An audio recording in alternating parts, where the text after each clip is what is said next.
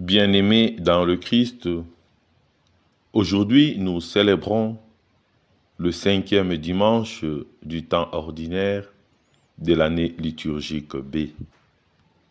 En lisant Job dans la première lecture, Job chapitre 7, du 1er au 4e verset et du 6e au 7e verset, on se pose la question, si face au mal, pouvons-nous trouver une explication qui dissiperait le scandale? Vraiment, la vie de l'homme sur terre n'est qu'une corvée. La pensée juive a d'abord tenté d'expliquer ce mal comme un châtiment du péché. Mais l'histoire de Job nous montre la vanité de ces discours anciens.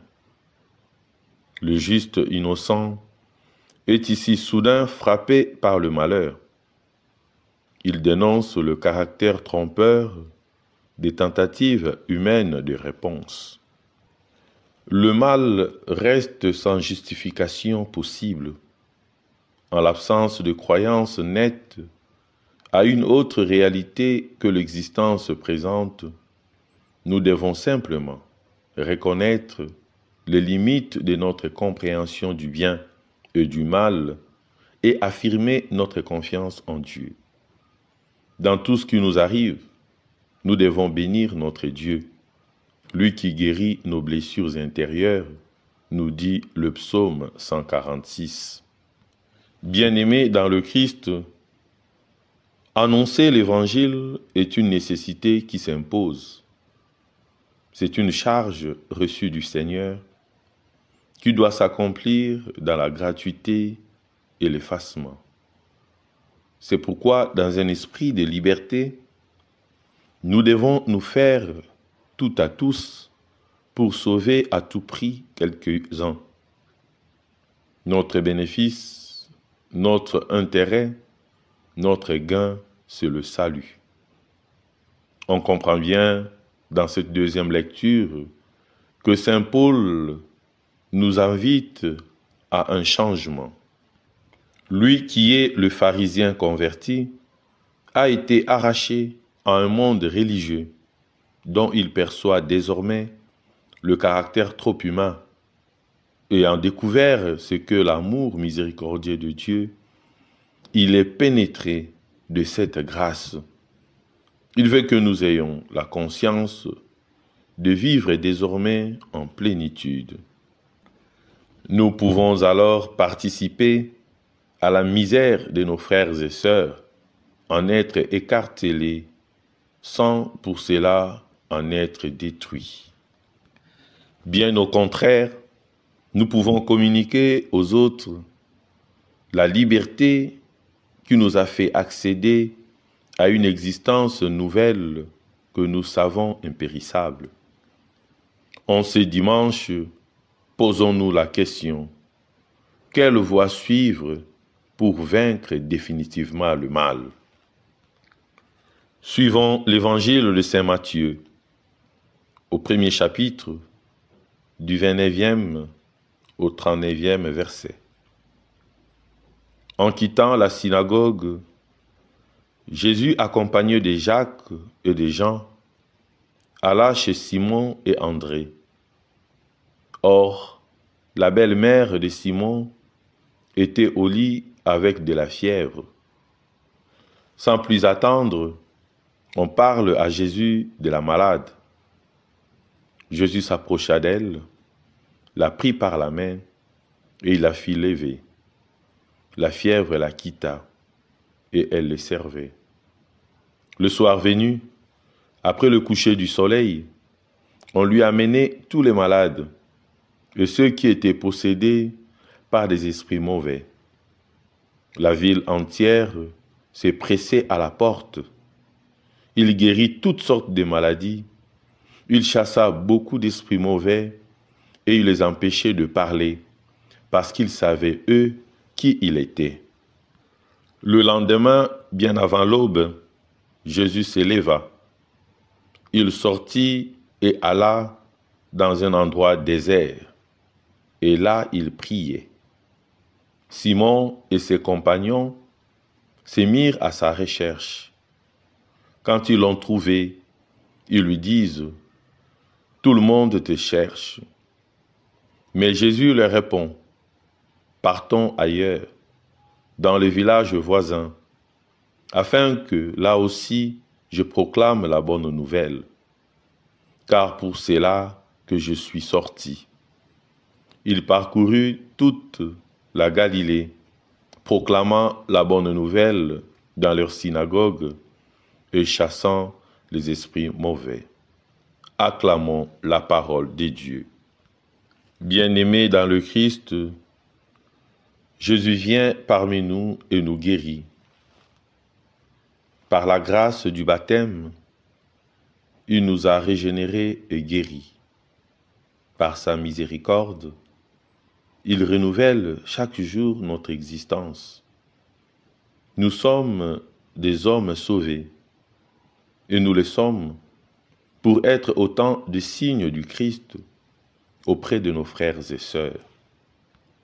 La belle-mère de Pierre est pour chacun de nous l'exemple de toute personne qui, ayant été guérie par le Christ, choisit de le servir. Les foules se mettent à chercher Jésus, attirées par les paroles qu'il prononce, par les signes qu'il fait. C'est la charité qui les attire, car la charité est sans aucun doute le signe le plus lumineux qui distingue toute communauté chrétienne. Pour être de véritables témoins, capables d'annoncer le Christ, il nous faut ancrer notre vie dans la prière et la contemplation. Jésus se retire pour prier seul dans un endroit désert.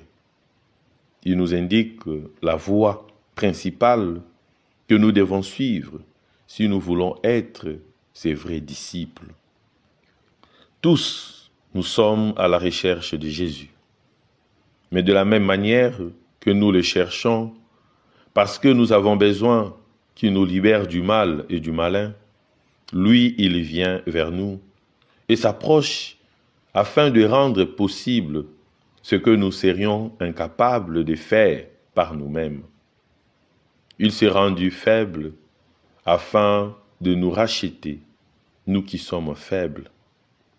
Je me suis fait tout à tous pour en sauver à tout prix quelques-uns.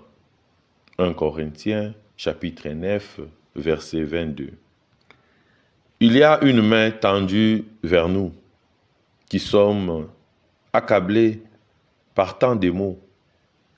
Il suffit de lui tendre la nôtre et nous nous retrouverons sur pied et pourrons reprendre nos occupations. Nous pouvons tendre la main par la prière, en prenant exemple sur le Seigneur. Le lendemain, bien avant l'aube, Jésus s'éleva. Il sortit et alla dans un endroit désert, et là, il priait. Marc, chapitre 1er, 35e verset. Dans l'évangile de ce dimanche, il y a 3 moments importants. Premièrement, Jésus guérit la belle-mère de Simon, qui était au lit avec de la fièvre. Deuxièmement, au coucher du soleil, il guérit toutes sortes de maladies. Il chassa beaucoup d'esprits mauvais. Troisièmement, le lendemain, bien avant l'aube, il dit à ceux qui le cherchaient, « Partons ailleurs ». Bien-aimés dans le Christ, Jésus s'affirme comme celui qui combat le mal partout où il le rencontre. Il libère l'homme de tout ce qui l'aliène. Mais la source du renouvellement de l'existence qu'il apporte se manifeste avant tout dans l'épisode final de ce récit. Il est celui qui se rend totalement disponible au Père et qui, ces faits, refuse de s'enclore dans l'univers trop humain de ses disciples, soucieux de succès immédiat. Il est le vivant au milieu des gens qui ne connaissent qu'une existence sans horizon. En lui s'affirme l'amour universel. Nous savons aujourd'hui que certains maux ne sont pas fatals. On peut guérir de maladies, faire face à des misères sociales ou psychologiques avec tout le système d'accompagnement mis en place par le monde moderne. On sait même que ce problème crucial de notre époque, que le sous-développement pourrait techniquement être vaincu. Il reste simplement l'accessibilité à tous. Il ne manque pas de gens proposant des solutions. Le grand chercheur, avec les phrases « il fallait que »,« il suffirait que ». Est-il possible d'échapper donc un jour au mal, sinon à la mort? Oui, bien-aimés dans le Christ, le mal peut être vaincu, nous répondent les textes de la liturgie de ces jours. Encore faut-il les situer exactement et comprendre ce qu'est la vraie vie.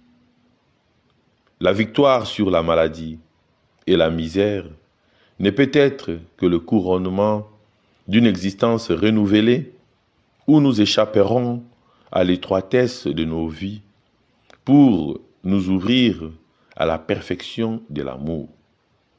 C'est en acceptant de faire éclater nos limites liées à notre mesquinerie que nous, les croyants, ferons naître un monde effaçant définitivement le mal. Nous comprenons tous que nous devons suivre la voie de l'humilité, de la simplicité, de la liberté du cœur, de la gratuité et de l'amour pour vaincre le mal. Ainsi, à l'instar du Christ, nous allons combattre le mal partout où nous le rencontrerons. De plus, l'Eucharistie, chaque dimanche, est la rencontre avec le Seigneur qui vient pour nous relever du péché, de la routine et du découragement, pour faire de nous des témoins vivants d'une rencontre qui nous renouvelle constamment et qui, avec Jésus, nous rend vraiment libres. Prions Dieu d'opérer en nous la mutation qu'appelle le Christ venu parmi nous. Renouvelés intérieurement, nous pourrons alors porter du bon fruit dans le monde. Amen.